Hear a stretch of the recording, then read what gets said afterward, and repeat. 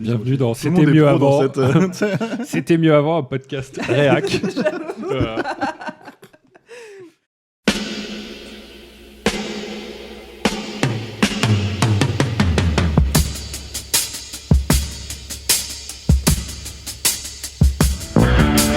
Votre copain Jack Burton, il regarde l'orage bien droit dans les yeux et il lui dit: T'es si tocard que tu passerais pour un chef-d'œuvre de l'art moderne.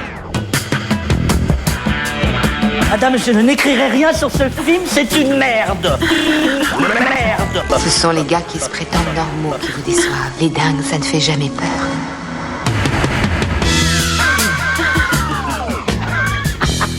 Elle nous connaît dans les coins, la frangine. Bonjour et bienvenue dans Sale Temps pour un film, le podcast qui fait la pluie et le beau temps sur le cinéma. Moi c'est Clémence et chaque semaine, avec mes acolytes, on fait le point sur l'actu ciné en se penchant sur la sortie du moment, que ce soit en salle ou sur les plateformes de streaming. Avec moi aujourd'hui, pour commenter la sortie de la semaine, je suis avec Eric. Bonsoir Clémence. Et Stéphane. Salut Clémence. À la technique, on retrouve Alain. Salut Clémence. Et c'est Latex qui s'est occupé de l'habillage sonore. Cette semaine, on vous emmène dans le bush australien avec True Story of Gang Kelly, l'histoire du vrai Gang Kelly. Ce film raconte la trajectoire de Ned Kelly, un célèbre bushranger, un bandit de grand chemin qui a vraiment existé. Ned Edward, de son vrai nom, irlandais d'origine, est né vers 1850. Vous n'en avez peut-être jamais entendu parler, mais en Australie, c'est une figure historique. Considéré par certains comme un tueur de policiers, pour d'autres comme une véritable icône, à l'époque où l'Australie cherche à gagner son indépendance vis-à-vis de l'Angleterre, on le voit comme une sorte de Robin des Bois modernes, mais aussi comme un des représentants de la résistance face aux classes dirigeantes et à l'abus de pouvoir des autorités. Alors découvrons l'épopée de Kelly et de son gang de bushrangers qui ont fait à la fois régner la terreur et allumer une lueur d'espoir chez ceux qui n'avaient rien. Le film est sorti sur les plateformes de VOD le 19 novembre. Il avait été présenté au Festival international du film de Toronto l'année dernière et il sortira en Blu-ray le 2 décembre. Mais qu'en pensent nos chroniqueurs ? On commence avec votre critique express. Eric, Stéphane, si vous deviez donner votre avis sur le film en un seul mot, ça serait quoi ? Aléatoire pour moi. Aléatoire, très Hipster. bien. Aléatoire, hipster. Ouais. Bon, et ben ça promet. Allez, c'est parti.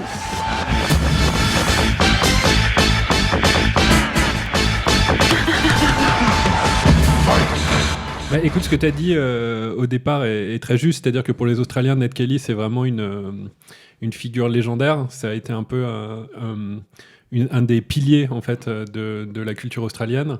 Il y a une chanson de Johnny Cash qui en parle. Il y a un film avec Mick Jagger qui a été fait. Il y en a un autre avec Heath Ledger qui a été fait aussi. Donc c'est vraiment en fait un espèce de monument. Donc a priori, moi, ce film, il avait vraiment toute ma sympathie parce que quand on voit, c'est un réalisateur australien en fait qui se penche sur ce héros mythologique, quasi mythologique, ça donne envie.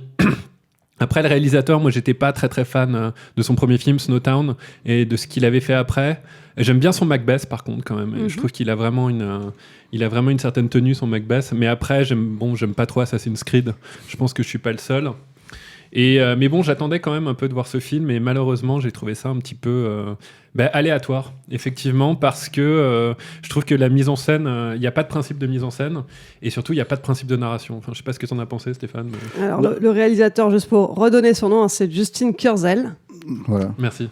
Réalisateur d'Assassin's Creed. Moi, pour moi, j'ai vu qu'Assassin's Creed, j'ai pas vu ses autres films, donc j'ai pas vu Macbeth, j'ai pas vu Snowdown. Snowtown, c'est ça, Snowtown, ouais. Les crimes de Snowtown en français. Ouais. Et celui-là, en fait, il a un espèce de principe. Par contre, tu parlais de mythologie, et en fait, il a un espèce de principe de faire justement, comme le titre anglais le précise. Le titre français, c'est le Gang Kelly, mais le titre anglais, c'est True History of Gang Kelly.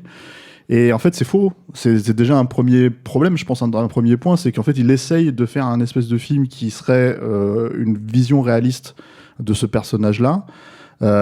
Et du coup, je pense que c'est le premier frein, en fait, à la problématique du film, parce que on se retrouve, en fait, dans une construction scénaristique qui calquerait, on va dire, les certains moments clés, en fait, de la vie du personnage, mais en les retranscrivant, pas tel quel, parce que c'est pas possible, mais en fait en les retranscrivant de manière à ce que, par exemple, telle figure paternelle apparaît dans le film, comme le personnage de Russell Crowe, disparaissent sans laisser de traces, c'est-à-dire on sait plus ce qui se passe, il y a telle personne qui est antagoniste en fait qui disparaît aussi à un moment donné pour recréer un autre antagoniste plus tard.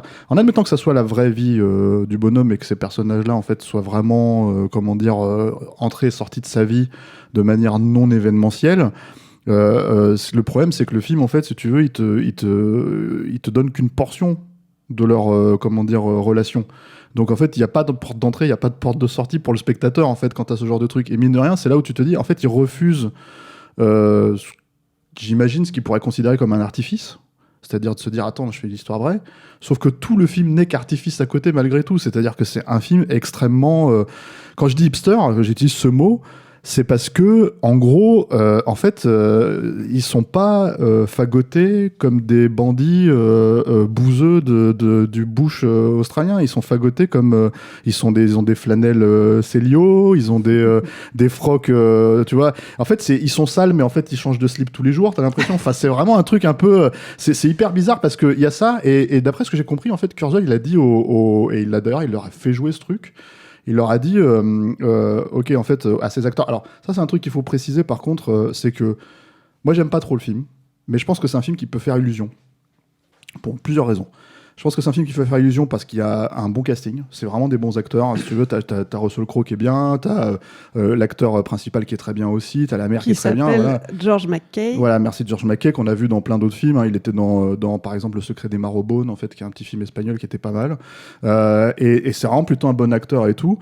Donc c'est plutôt bien joué. Le problème, c'est pas en fait ça. C'est le problème, c'est l'espèce de logique des personnages qui est hyper pareil, aléatoire. Alors le terme est plutôt bien choisi quand même, mais parce qu'en fait, tu te dis, mais un coup, en fait, il déteste sa mère, un coup, il l'aime bien. C'est ça. Et tu sens que c'est un truc où tu te dis, ok, d'accord, ça peut être ça dans la vraie vie.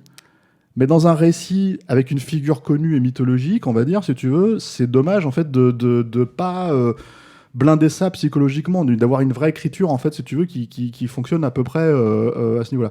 Et après, l'autre problème que j'ai là, tu voulais dire un truc, Clémence. Ouais, je trouve que le personnage de la mère, en fait, pour le coup, campe plutôt bien les retournements un petit peu d'affect du personnage vis-à-vis d'elle, parce que elle-même, elle est quand même super toxique dans la relation qu'elle a avec lui. Oui, bien sûr. Donc tu comprends aussi que lui, c'est pas sur quel pied danser. Oui, mais tu vois, par exemple, il y a un truc à un moment donné dans le film où un des personnages lui dit à la mère, justement, il lui dit, tu sais, ton fils se déteste. Et en fait, c'est pas quelque chose que tu ressens du tout. De tout le film, je trouve. C'est-à-dire que ça aurait été intéressant que ça soit quelqu'un d'autre, enfin, que ce soit pas quelqu'un d'autre qui le dise, mais que ça soit quelque chose qu'on ressente en fait dans leur relation. Et juste que presque. Ouais, donc, tu veux dire, il y a des moments, ouais, mais... moi, j'ai l'impression, après c'est mon impression, mais que sur toute la première partie du film, la partie où on le voit enfant, il cherche à fuir sa mère. Et en fait, il se fait rattraper par ça. Il se fait rattraper par ses origines, par... Voilà. Et ça, je pense que c'est la partie du film que j'aime bien, parce que quand je dis que c'est aléatoire, il y a aussi des parties du film que j'aime bien, parce que je trouve la démarche sympathique. C'est pas un film qui a été fait pour le fric, ça se sent. C'est juste un film c'est un film qui a été fait pour le gloriole. Oui, peut-être, mais bon, quand même, moi, j'aime bien en fait comment dire, l'état dans lequel me met le film, l'état critique me fait poser des bonnes questions sur la structure, etc. Donc, il est pas complètement creux le film. Moi, c'est un genre de film où j'aurais bien voulu en parler au réalisateur si j'avais pu. Voilà, il est pas du tout vilain, il est pas du tout mercantile, il a pas été fait pour les mauvaises raisons, je pense pas. Et il y a des très belles scènes dans ce film, notamment toute la partie avec Russell Crowe quand il forme le jeune Ned Kelly, c'est vraiment bien. Et comme tu le disais, Clémence. Le rapport de ce type-là à sa mère est assez intéressant. Il y a un moment où en fait la mère, on comprend qu'en fait elle veut pousser son fils à devenir une légende et que ce type-là en fait subit en fait cette fausse identité-là et que ce type ne sait pas qui il est. Moi, quand j'ai des moments pareils dans le film où en fait un personnage est en pleine construction et essaye de se construire, etc., je vais jamais totalement détester le film parce qu'il y a quand même toujours quelque chose où il y a une tentative de portrait psychologique. Le problème, effectivement, c'est que c'est blindé de maniérisme. Tout d'un coup, la lumière et la mise en scène essayent des effets alors qu'il y a d'autres séquences qui sont extrêmement sobres. Il y a une très belle fin, mais il y a une deuxième partie qui est complètement catastrophique, un deuxième acte où en fait on s'ennuie et ça passe du coq à l'âne tout le temps. Donc c'est un peu pénible. Et justement, ouais, comme disait Stéphane aussi, je pense que le côté hipster, on le sent dans la mesure où en fait c'est un film qui essaie toujours, qui marche un peu à l'épate, quoi. À l'épate, et en fait le truc quand je parlais de côté hipster, c'est qu'en fait il y a un point, si tu veux, où apparemment le réalisateur a expliqué aux acteurs principaux, il leur a dit vous êtes un groupe de punk rock. En gros, et vous allez, en fait, donc ce que vous allez faire, c'est que vous allez créer un album, vous allez le machin, et dans 3 semaines, vous le jouez sur telle scène, tu vois, etc., etc. Et t'as envie de dire, oui, mais en fait, d'accord, tu nourris tes personnages parce que c'est ta logique, en fait, de ce que c'est le gang Kelly. Mais en fait, pour moi, ça se retranscrit que dans des affréteries, en fait. C'est-à-dire, c'est vraiment des petits à côté. C'est-à-dire, ils ont la petite coupe, tu vois, hipster, ils ont le petit truc comme ça, etc. Mais qui n'est jamais vraiment justifié, je trouve, par c'est-à-dire, que tu sois mal coiffé parce qu'en fait tu te coupes avec des ciseaux comme un bourrin parce que t'es dans la comment dire dans le bush australien, d'accord, tu vois. Mais là c'est pas ça, c'est savamment mal coupé, tu vois ce que je veux dire, c'est savamment. Et en fait le truc c'est que au final la problématique que j'ai vis-à-vis d'un truc comme ça, c'est que le personnage principal dans sa véritable histoire en fait n'ait jamais cherché à être une légende et c'est sa mère qui l'a poussé à le faire, que les circonstances ont fait que ça soit arrivé, que on en parle 150 ans après, qu'on en fasse des films sur lui, des récits, etc., mythologiques, très bien. Même dans sa approche pseudo-réaliste, et je dis bien pseudo parce que pour moi, en fait, ce n'est que vraiment c'est du Canada Dry, en fait, dans cette approche-là. En fait, tu le ressens pas l'aspect mythologique au final. C'est-à-dire que quand tu es en train de regarder le film, tu te dis pas à un seul moment donné, en fait, ce mec avec qui je me suis fait chier pendant 2 heures, ça va devenir une légende, en fait. C'est super bizarre, quoi. Donc je sais pas, ça fait partie de ces problématiques-là. Et puis après, il y a ce truc où c'est un film qui dure 2h10, je crois, à peu près. Et en fait, c'est un gang, littéralement 20 minutes dans le film. Voilà, il faut aussi savoir ça. C'est-à-dire que c'est pas un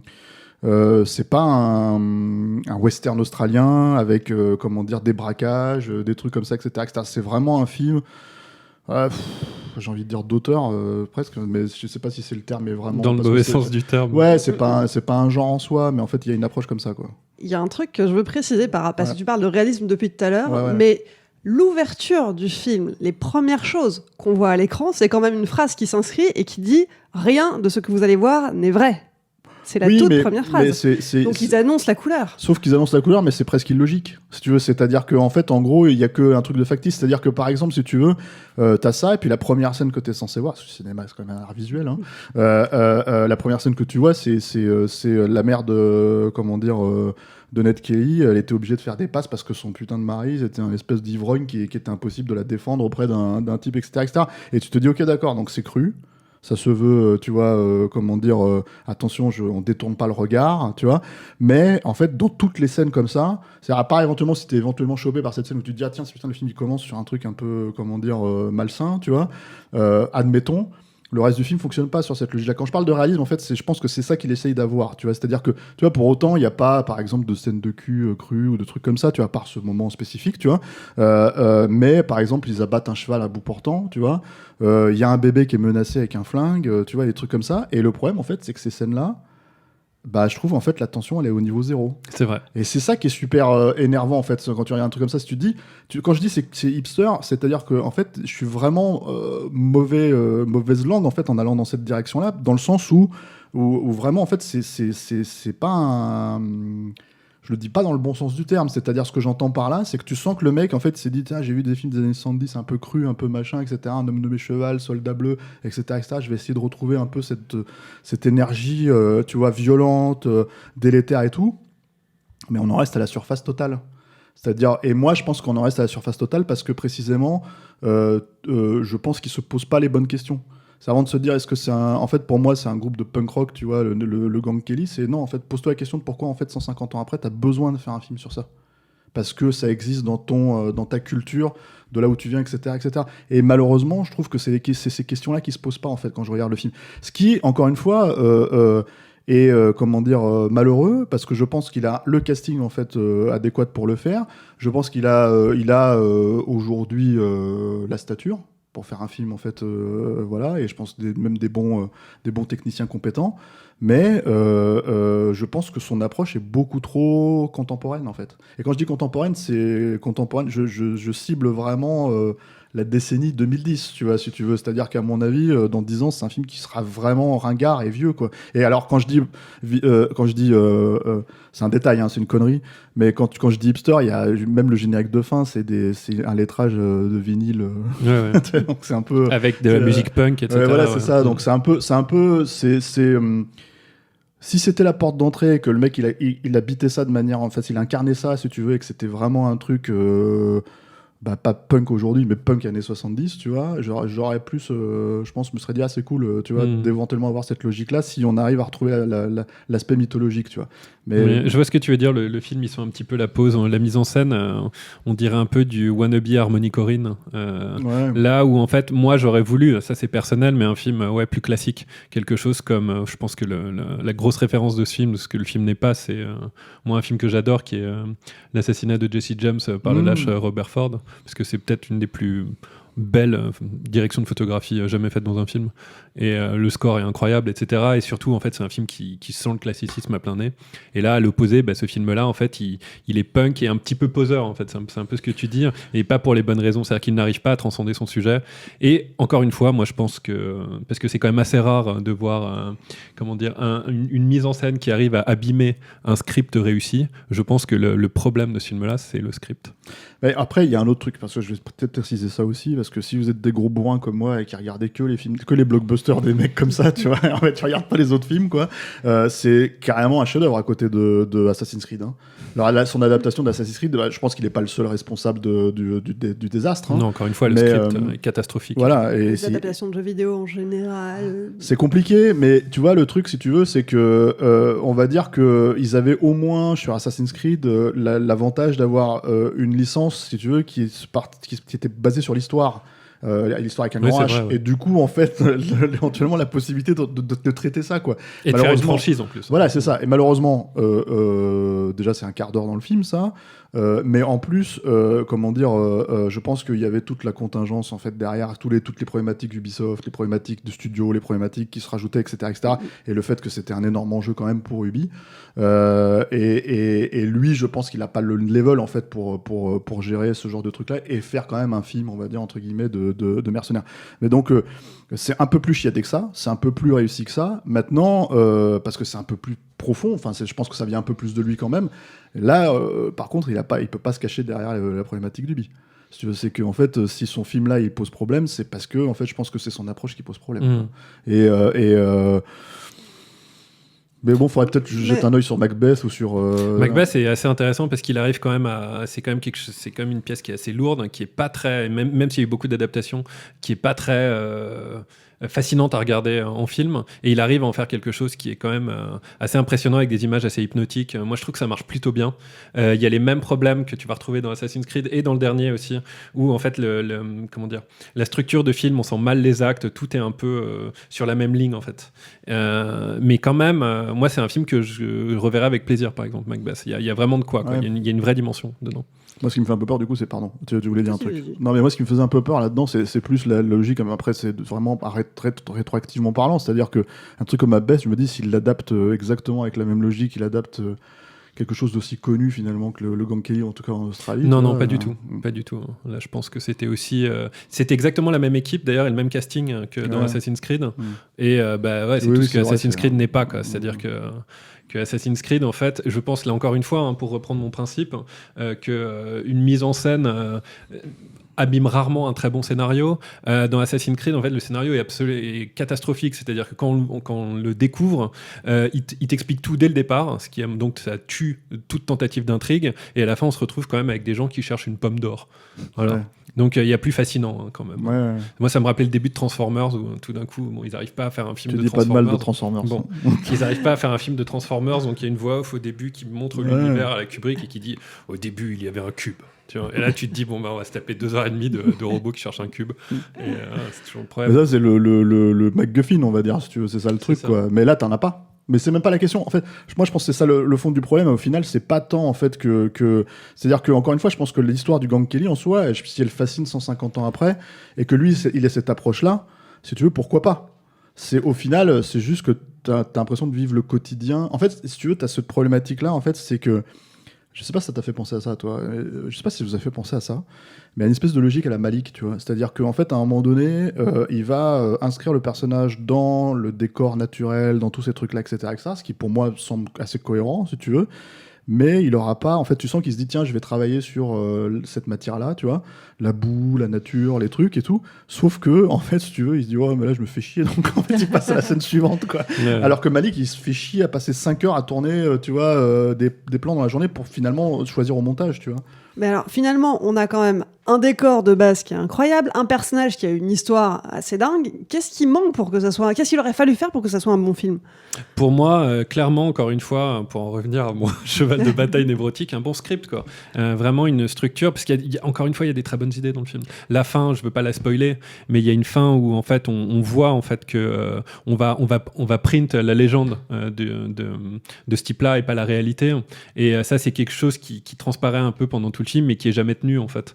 Et c'est dommage. En fait, je pense que il y a trop d'envie dans ce film-là, donc c'est quand même.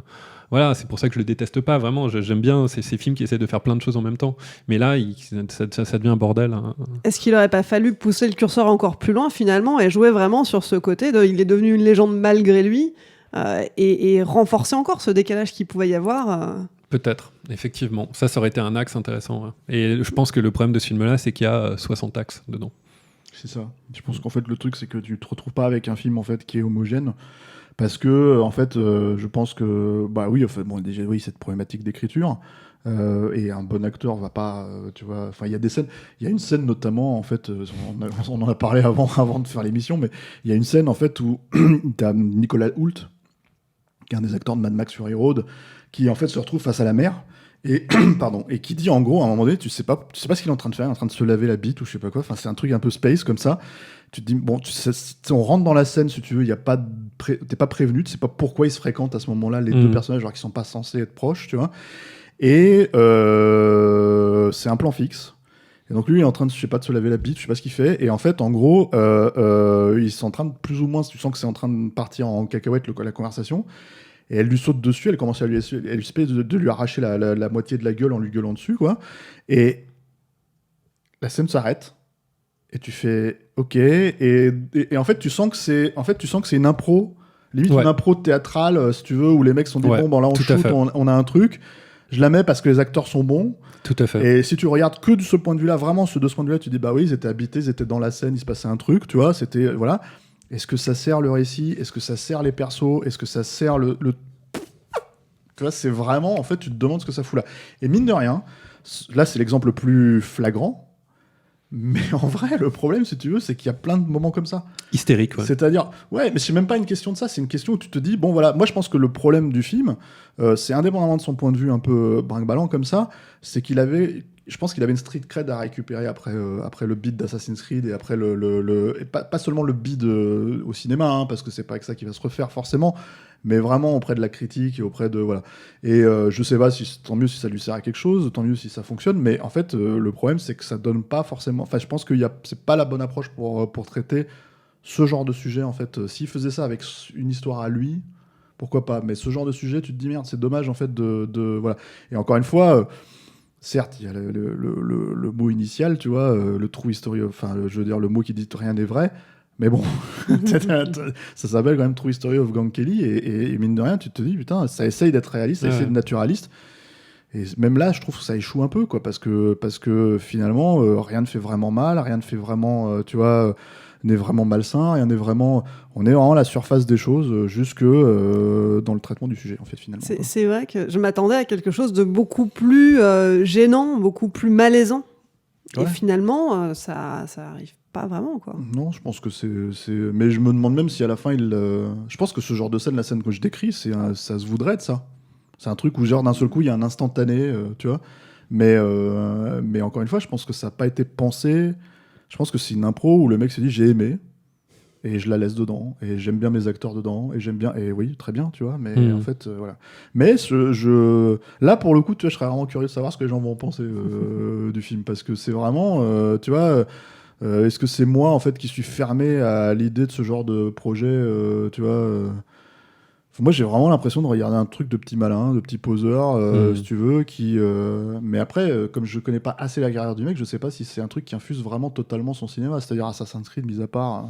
Bah dans Snowtown, déjà, il y avait vraiment une volonté de montrer, c'est pour ça que je parlais d'Harmony Korine, une espèce de fascination pour le crade, des scènes de viol... filmé en plan fixe. C'était un peu racoleur en fait. Moi, j'avais pas trop aimé. Mais bon, quand même, Macbeth était chouette. Et je te dis, moi, le Gang Kelly, je trouve qu'il y a quand même des moments qui moi, j'ai pas perdu mon temps, quoi. Et il a un projet de film que je trouve incroyable. Je sais pas s'il se fera. Sur un officier allemand après la Seconde Guerre mondiale qui décide de se racheter une conduite et qui décide de traquer ses anciens collègues dans une Allemagne en ruine. Ça, c'est typiquement... C'est pas tiré d'une histoire vraie. Non. C'est donc une bonne idée. Très bien, je vois Alain qui fait des signes. Oui. Non, il me dit de me taire depuis 20 minutes. C'est terrible. Il faut savoir que j'ai pas été invité en fait. J'ai vu de la lumière. J'ai vu de la lumière. Je suis rentré. T'avais un micro. Voilà. Tu t'es dit que t'allais parler. Voilà, donc c'est un combat pour rester. Bon, je pense que ça nous amène justement vers la conclusion, à moins que vous ayez encore quelque chose à ajouter. Pas vraiment. Non. Bon, alors pour conclure ce film, est-ce qu'on va le voir ou est-ce qu'on va pas le voir ? Alors moi, comme je vous dis, j'ai pas perdu mon temps. Oui, il y a un film que j'aurais voulu qu'il ressemble à ça en fait, et ça j'aimerais bien que les gens qui nous écoutent le voient parce que j'en entends jamais parler et je trouve que c'est un chef-d'œuvre. Donc peut-être que je suis devenu fou, mais qui s'appelle Black 47 de Lansdale, qui parle de l'Irlande et de l'occupation anglaise en Irlande. On dirait un film de Eastwood. C'est un film à la fois historique et un film de vengeance. Je trouve que c'est absolument brillant. Donc peut-être que je conseillerais plus ce film-là aux auditeurs que le Gang Kelly, mais en même temps le Gang Kelly, moi, il m'a fait poser de bonnes questions. Je me suis pas senti complètement floué. Moi, ce que j'aime pas, c'est les films mercantiles. Celui-là, il essaye plein de trucs, donc voilà. Très bien, Stéphane. En fait, c'est très difficile. Moi, j'ai souvent l'impression que je regarde des films pour des mauvaises raisons. Enfin, en tout cas, mes raisons personnelles. C'est-à-dire, et du coup, je pense que tout le monde fait un peu ça, dans l'absolu, en vrai. Mais en gros, mes raisons, c'est des raisons où s'il n'y a pas du cinéma dedans, ça va vite comment dire, ou alors il faut, bon, je sais pas, tu vois, il faut que ça baboule ou j'en sais rien, mais bon, bref, le truc, si tu veux, c'est que peut-être qu'il y a des gens qui se disent, tiens, je vais regarder parce que j'aime cet acteur, j'aime Russell Crowe, ou j'aime, et en fait, le truc, c'est que peut-être que ça va fonctionner sur ces points de vue-là. Donc oui, là, tu peux effectivement leur dire, ouais, c'est un petit peu travaillé sur ce point de vue-là. Peut-être qu'il y a des gens qui aiment des trucs historiques, tu vois. Donc ouais, c'est pas, enfin. Moi, je pense que c'est un film qu'il faut se torturer un peu quand même, tu vois, faut se le faire, quoi. Tu vois, ça dure 2h10, c'est pas fluide, c'est pas évident, c'est un poil chiant, hein, aux entournures, quoi.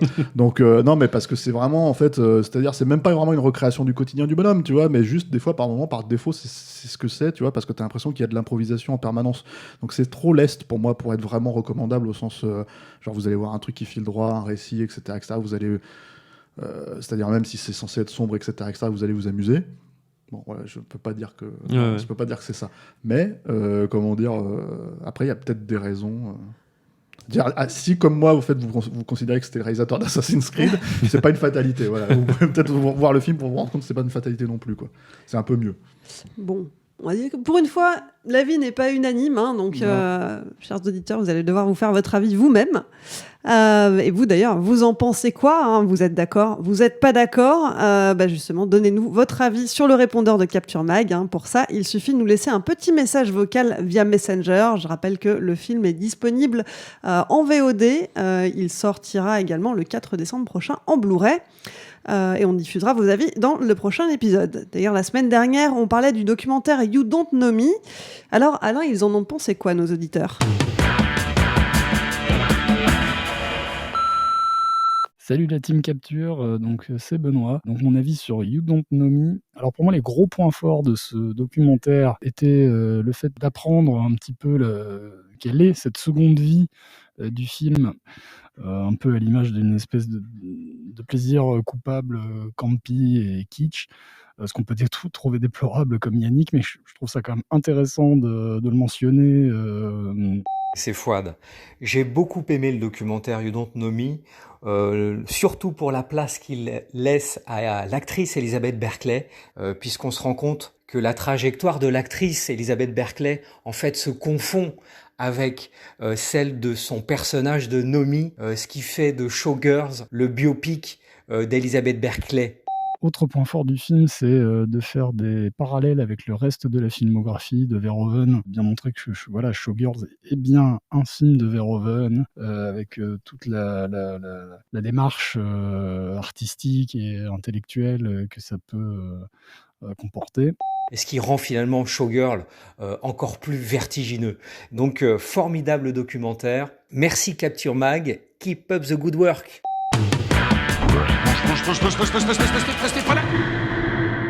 Ça le temps pour un film, c'est fini pour aujourd'hui. Pour suivre les prochains épisodes, rendez-vous sur Acast, SoundCloud et toutes les plateformes de podcast, Spotify, Deezer ou encore Apple Podcasts. Merci aux auditeurs et aux tipeurs. Ce projet existe grâce à toutes les personnes qui contribuent sur le Tipeee de Capture Mag. Si ça vous a plu, n'hésitez pas à nous donner un petit coup de pouce. Et puis pour nous soutenir, vous pouvez aussi nous relayer sur vos réseaux sociaux préférés. On est présent sur Twitter, Instagram, YouTube et Facebook. Parlez de nous à vos amis et mettez-nous des étoiles sur les applis de podcast. On se retrouve dans une semaine, cette fois-ci, pour parler de l'adaptation d'un dessin animé, mais je ne vous dirai pas lequel, à vous de deviner. En attendant, portez-vous bien et à vendredi prochain.